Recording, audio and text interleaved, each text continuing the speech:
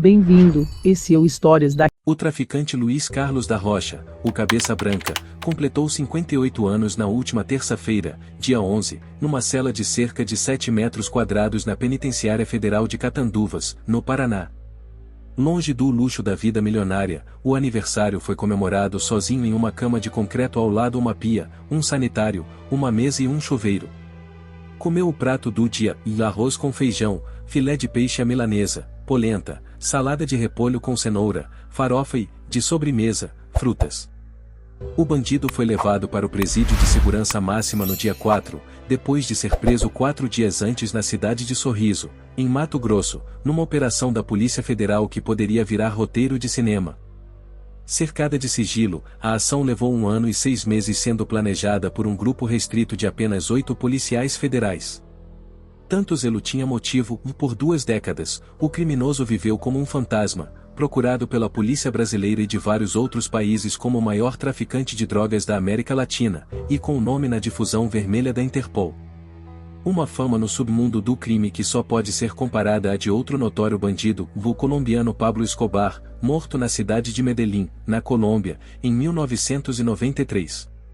Agindo nas sombras, ao contrário de Escobar, que gostava dos holofotes, Cabeça Branca comandou por mais de 2 décadas um esquema de tráfico internacional de drogas responsável por abastecer mensalmente com pelo menos 5 toneladas de cocaína, com alto grau de pureza, países na Europa, na África e nos Estados Unidos.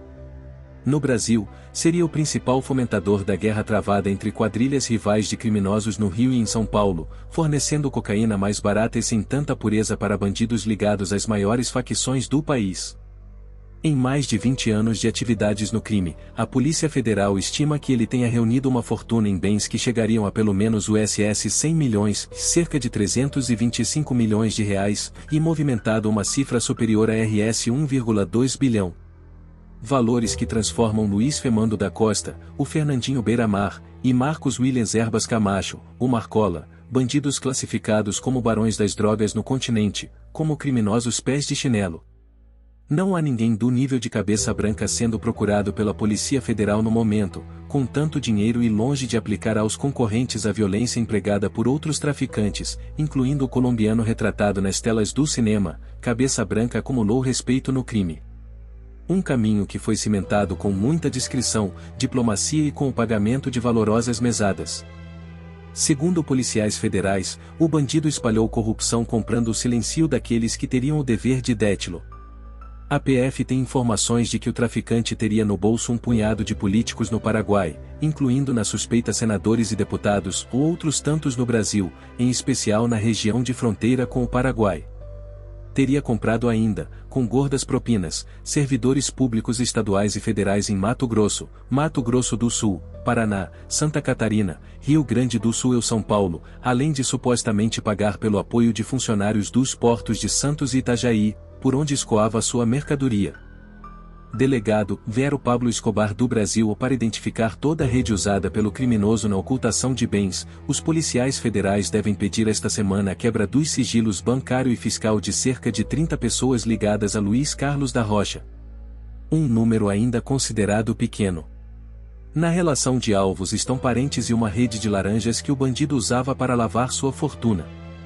Na primeira fase, a Justiça Federal autorizou o confisco de 4 apartamentos em endereços nobres no Paraná e São Paulo, 3 casas em condomínios localizados nos 2 estados, uma fazenda em Ponta Porém e um terreno. Também foram alvos de sequestro uma frota de veículos, como carros de luxo e caminhões usados no transporte da droga. Em 2 deles, os agentes localizaram cerca de 1,3 tonelada de cocaína escondida em fundos falsos. Os motoristas foram presos. Em 2 endereços, em imóveis usados pelo traficante, os policiais encontraram uma fortuna de cerca de USS 4,45 milhões, em torno de RS 13 milhões, em espécie. Em Osasco, escondidos num closet luxuoso, havia USS 3,45 milhões guardados em malas, e no bairro do Butantã, em São Paulo, dentro de sacolas de papelão, foi localizado mais USS 1 milhão. Também foram recolhidos relógios da marca Rolex, garrafas de vinhos caros, com um exemplar de Petrus, cujo preço pode chegar a mais de R$ 27 mil, joias e bolsas de grife famosas.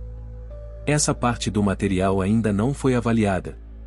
Durante a ação, a Polícia Federal também prendeu Wilson Roncarati, apontado como o braço direito de Cabeça Branca. Roncarati foi detido num apartamento em um prédio na rua Professor Francisco Morato, no bairro do Butantã, em São Paulo. A PF não descarta outras medidas para a continuidade das investigações. Por ser considerado um fantasma, a operação foi batizada de Espectro. Eu não tenho dúvida em dizer que Cabeça Branca era o Pablo Escobar brasileiro. Sua prisão terá um grande impacto para o tráfico internacional de drogas e vai repercutir internamente no Brasil, já que ele aparece também nas investigações como o responsável por abastecer traficantes de São Paulo e do Rio, afirmou o delegado Elvis Seco, da Polícia Federal. Rótulos diferentes, a depender do cliente. Seco foi o responsável pela coordenação da operação que levou o traficante à prisão, chefiando um núcleo especial da Polícia Federal de Brasília que atua nacionalmente em grandes operações, o Grupo de Investigações Sensíveis, GISE, uma equipe vinculada à Coordenação Geral de Prevenção e Repressão a Entorpecentes, SCRI. Os agentes trabalham em escritórios montados em endereços discretos. O GISE trabalha em parceria com agências de combate às drogas na América do Sul, Europa e Estados Unidos. Policiais federais de outros países na América do Sul e da Europa já manifestaram interesse em ter acesso ao material das investigações. O governo americano também, revelou Seco, que Cabeça Branca rejuvenesceu à custa de pelo menos 3 cirurgias plásticas e implantes de cabelo. Usando documentos falsos, incluindo um passaporte, Cabeça Branca se apresentava como pecuarista e usava 2 nomes: Luiz Henrique Guimarães, nascido em Varginha, Minas Gerais, em 17 de novembro de 1962, e Vitor Luiz de Moraes, nascido no dia 7 de janeiro de 1962, em Tocos de Mogi, também em Minas. Segundo os policiais federais, a cocaína produzida na Bolívia, Colômbia e Peru atravessava a fronteira de carro, barco ou avião. Os carregamentos seguiam para fazendas no interior de Mato Grosso e Mato Grosso do Sul. De lá, a droga era transportada em carretas, normalmente com fundos falsos, para depósitos nos estados do Paraná e São Paulo. O material já vinha separado por destino, rótulos de lerente serviam para identificar clientes e também o grau de pureza da droga. Separada em lotes, a cocaína deixava os depósitos para os clientes. Uma parte seguia dos portos de Santos e Itajaí em navios para a Europa e África. Depois, para os Estados Unidos e para a Ásia. Outra parte ficava no Brasil, entregue em São Paulo para traficantes do 1º Comando da Capital, PCC, e, no Rio, para criminosos do Comando Vermelho.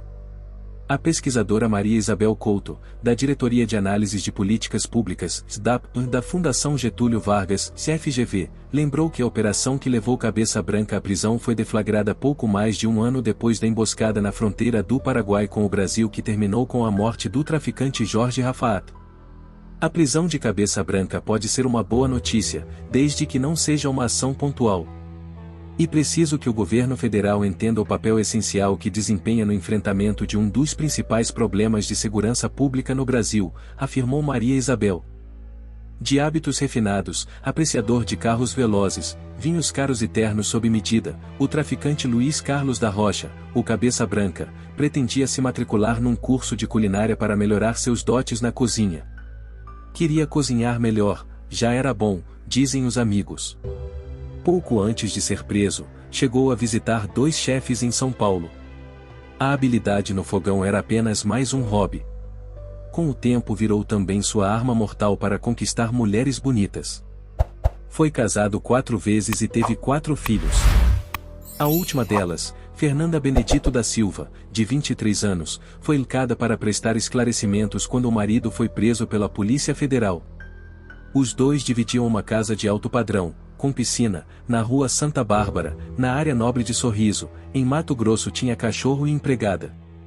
Levada para prestar depoimento, a mulher jurou que havia casado com Vitor Luiz de Moraes, de 55 anos, nascido em Tocos de Mogi, Minas Gerais, no dia 7 de janeiro de 1962. Um homem 3 anos mais jovem que Luiz Carlos da Rocha, seu verdadeiro nome, nascido no ano de 1959 em Uraí, cidade de 13 mil habitantes, próxima a Londrina, no Paraná. Um pecuarista que cursou 2 anos de administração, na Faculdade Paranaense, FACAR, em Rolândia, no Paraná, e que pretendia voltar à universidade para estudar direito. Foram tantas identidades falsas, operações plásticas e implantes de cabelos que os policiais federais ficaram na dúvida quando chegaram até Vitor Luiz, monitorado em grampos e vigiado nos deslocamentos. Foi difícil confirmar que Vitor e Luiz Carlos eram a mesma pessoa. Foi necessário um trabalho detalhado de peritos do Instituto Nacional de Criminalística da Polícia Federal. Depois de estudarem o caso, usando todas as imagens disponíveis, os peritos Paulo Max Reis e Frank Favero elaboraram um laudo de 23 páginas, concluindo que trata-se da mesma pessoa. Ele é diferenciado dos demais que recebem esse tipo de inspiração. Ele confessou tudo e agora se sente aliviado, disse o advogado Fábio Ricardo Mendes Figueiredo, responsável pela defesa do traficante. O maior traficante do país cresceu em Londrina, no Paraná. Jogava bola com os amigos nas ruas, frequentava bares e boates. Serviu o exército e, assim que deixou o quartel, ganhou do pai um Dodge Polar A0. Nessa época era conhecido como Pedregoso. No carro rebaixado e com som, desafiava curvas da cidade e, já naquela época, fugia da polícia militar. Era muito ruim na bola, mas fazia um sucesso grande com as mulheres, contou um dos amigos de infância. A história mudou na noite de 1º de julho de 1987, 10 dias antes de completar 30 anos. Já no segundo casamento, Pedregoso encontrou o policial federal Plácido Ladercio Soares, que estava saindo com uma de suas ex-mulheres. A discussão foi imediata. Testemunhas que estavam na Avenida Higienópolis, próximo aos bares Café 7 e Castelinho, no centro de Londrina, disseram que Plácido lutava karatê e estava armado com uma pistola Magnum 357. O bate-boca evoluiu. Pedregoso encarou. Você é valente porque está armado, disse Pedregoso. Não seja por isso. Vamos brigar como homens, retrucou o policial, tirando a arma da cintura e colocando-a sobre um carro estacionado. Os dois nem trocaram socos. Pedregoso aproveitou a distração do policial, correu e pegou a arma. Deu 2 tiros. As balas perfuraram o queixo e foram se alojar na nuca. Plácido só não morreu por muita sorte. Foi parar na UTT do Hospital Evangélico de Londrina. Sobreviveu. Pedregoso fugiu levando a pistola, 2 dias depois devolvida pelos seus parentes. Foi buscar abrigo na fronteira, em Ponta Porã, em Mato Grosso. Virou traficante herdando os negócios do pai, Paulo Bernardo da Rocha, o Paulo Camarão. O pai cresceu no crime nos anos 1950 e 1960, contrabandeando café do Brasil para o Paraguai, naquela época o maior exportador de café do mundo sem nunca ter plantado um pé.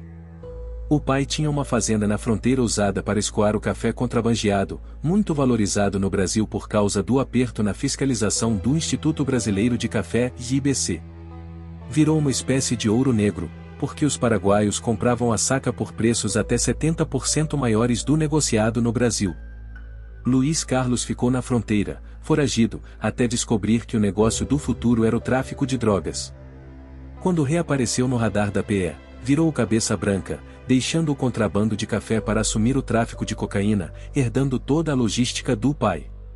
Virou amigo e protegido do comerciante Jorge Rafat Tomani, o asterisco rei da fronteira, morto em junho de 2016 no centro de Pedro Juan Cabaleiro, cidade paraguaia vizinha de Ponta Porã, a 323 quilômetros de Campo Grande.